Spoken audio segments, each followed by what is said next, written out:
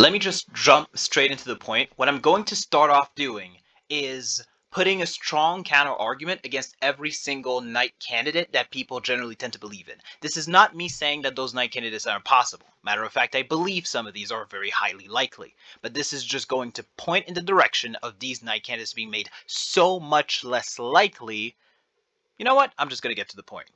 First off, Dessa's disappearance was caused by the person who's been opening fountains all this time, according to Asgore, right? Who is likely to be the knight. What this means is that the knight is at the very least related to this disappearance of December. Now, we don't know whether the knight did it on purpose. We don't even know for sure if it's the knight, but Occam's razor requires that it is. Death's Knight, assuming that December is the night, requires time travel nonsense. The exact same kind of time travel nonsense that people use to shit on Crisell Knight, right? Now, go on to second candidate. I know it's weird to tackle him second, but Asriel. Asriel Knight is kind of out as Asriel being established as having been in love with December in the chapter 5 flavor text when he interacted with his desk, you know what I'm talking about, contradicts the knight's actions in having caused a disappearance. Might have caused it on accident, don't get me wrong, but Asgore, who has supposedly seen the disappearance happen, hence why he's so desperate to prove that dark worlds are real, didn't seem to think that it was an accident at all. It implies that whoever the knight is, they caused Dessa's disappearance on purpose, which does not make sense with Asriel having had feelings for December in the way that is explicitly confirmed through his love letter in his desk in chapter 5. So Asriel Knight, less likely, kind of out if you ask me. Carol Knight, at this point, is not debunked. It is a pointless thing to believe. Now, hear me out on this, because I used to be a Carol Knighter. To present my biases first, I used to be someone who would refer to myself as a Rudy Knighter back during the chapter 2 days because I believed that it would make for a best story because it was the most thematically coherent, assuming that Deltarune was a story about accepting the past and moving on from it, right? As someone who was a Rudy Knighter, my take during chapter 2 days were that Carol Knight was still the most likely candidate. I was really just a Carol Knighter LARPing as a Rudy Knighter because I like their way of doing media analysis. But the thing with Carol Knight in the current day is that it is utterly pointless. As if Rudy is the knight, then he has to be working alongside her, due to several pieces of evidence that I'm not going to dive into, but you can think of them yourself, I'm sure. Making Carol Knight in the same way that, for example, Chris Knight during the chapter 2 days was spiritually true. The spirit of Chris Knight was correct, as everything that Chris Knighters were saying was true. At the end of the day, it just happened that Chris themselves weren't the knight. Same thing would apply here. If Rudy is the knight, then Carol is spiritually the knight. You see what I mean? Essentially, there's no point in believing in Carol Knight right now because every Carol Knight argument applies equally to Rudy Knight, except Rudy's personality and illness are more consistent with the Knight's, well, personality and the constant seeming glitching out in the Dark World. You could even make the argument that the reason why the Knight is so funky in the Dark World and it seems to be so powerful is because that's a manifestation of Rudy's illness. You know what I mean? By the way, this is a small addendum to Rudy Knight. Some people believe that the Knight's behavior is causing Rudy's illness. I actually believe that it's the opposite, that Rudy's illness is causing him to manifest this way in the Dark World if he is the Knight, which I don't really believe anymore, right? Now, and I already talked about Rudy. Crisell Knight.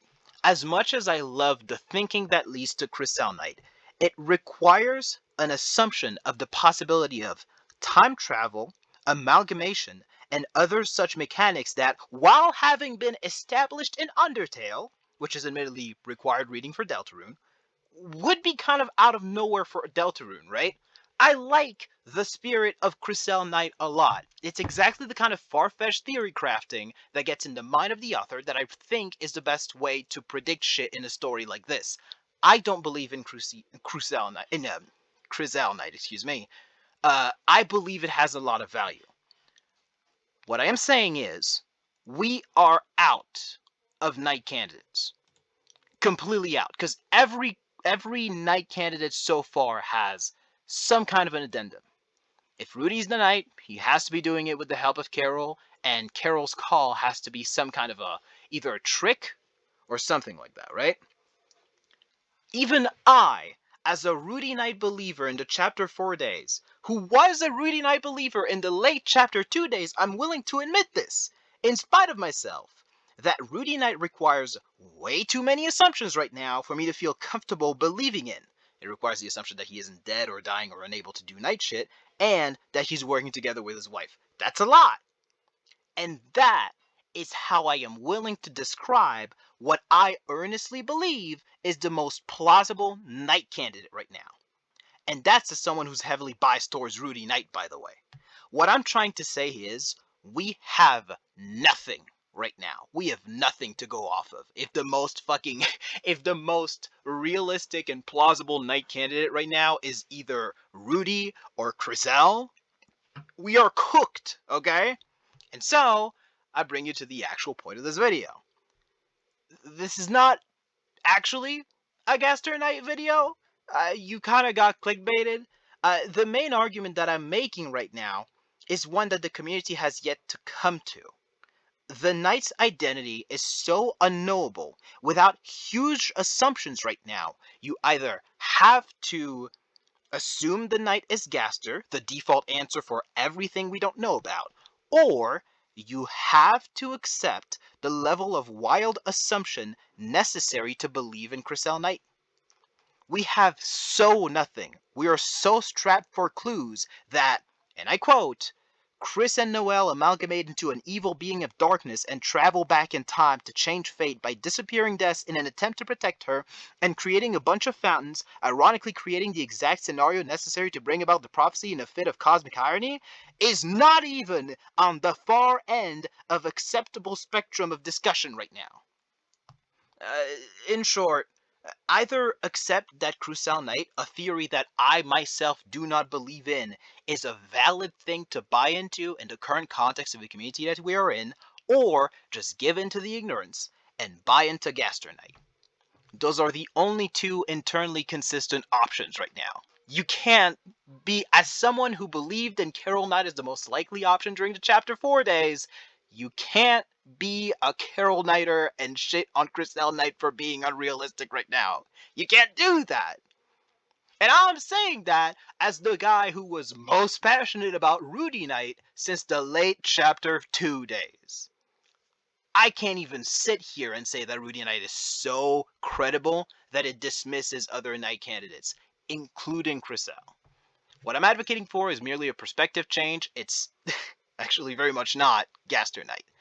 That's about all I wanted to talk about. Also, on a side note, if the Knight really does turn out to be Papyrus, I will be